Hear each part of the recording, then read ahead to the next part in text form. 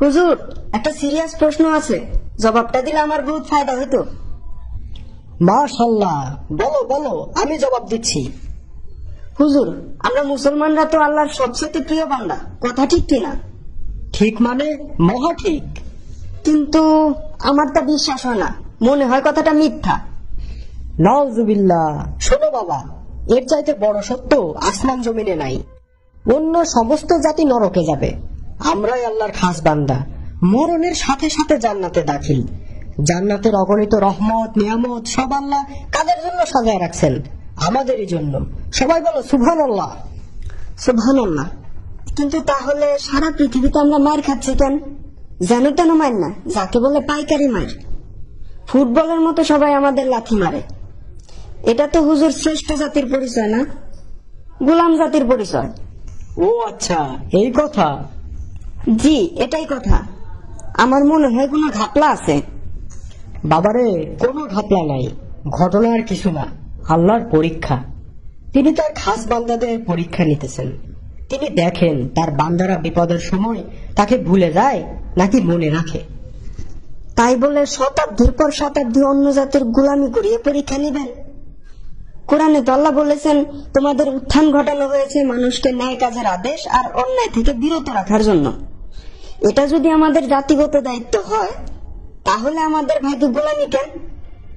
গোলাম কখনো মুনিদকে ন্যায়ের আদেশ দিতে পারে, অন্যায় থেকে বিরত রাখতে পারে? বাপুরে, এই জন্যই কথাই আছে, অল্পবিদ্যা ভয়ঙ্কর।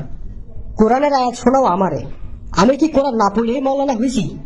মানুষ হুদাহুদি আমারে ওয়াজের দাওয়াত দেয়। 2 পাতা বাংলা কোরআন পড়েই তোমরা মনে করো সব বোঝা হয়ে গেছে। বড়ই দুঃখের কথা।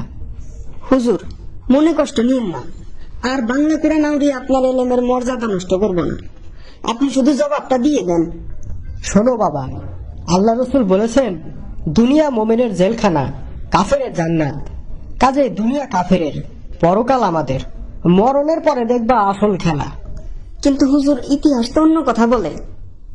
আল্লাহ রসুল নিজেই দুনিয়া করে গেলেন, যুদ্ধ করলেন, আরব উপদ্বীপ শাসন করলেন, বিচার কার্য করলেন, সেনাপতিত্ব করলেন, সারা আরবে অভিসংবাদিত নেতায় পরিণত হলেন।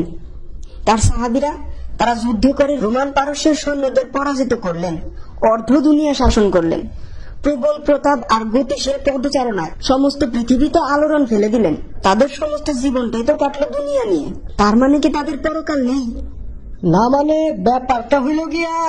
ও আরেকটা কথা, ওই জাতির মধ্যে এত ভালো ভালো ইমানদার ছিলেন, তারা তো কারো গোলাম হলেন না, বরং আগে যারা গোলাম ছিলেন তারাও মুক্ত হয়ে গেলেন। তাদের নারীরা ধর্ষিত হলেন না, তাদের শিশুদের লাশ সমুদ্রে ভাসল না। দুনিয়ায় তারা পরিণত হলো সবচাইতে সম্মানিত জাতিতে। আল্লাহ তাদের পরীক্ষা নেবার প্রয়োজন বোধ করলেন না। পরীক্ষা নিচ্ছেন কিনা আমাদের মতো দুর্বল চিত্তের মুসলমানের, তাও আবার প্রজন্মের পর প্রজন্ম ধরে। এটা কি আদৌ বিশ্বাসযোগ্য?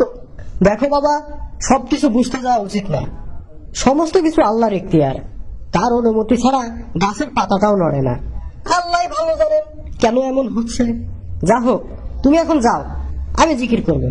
ইল্লাল্লাহ ইল্লাল্লাহ ইল্লাল্লাহ ইল্লাল্লাহ ইল্লাল্লাহ।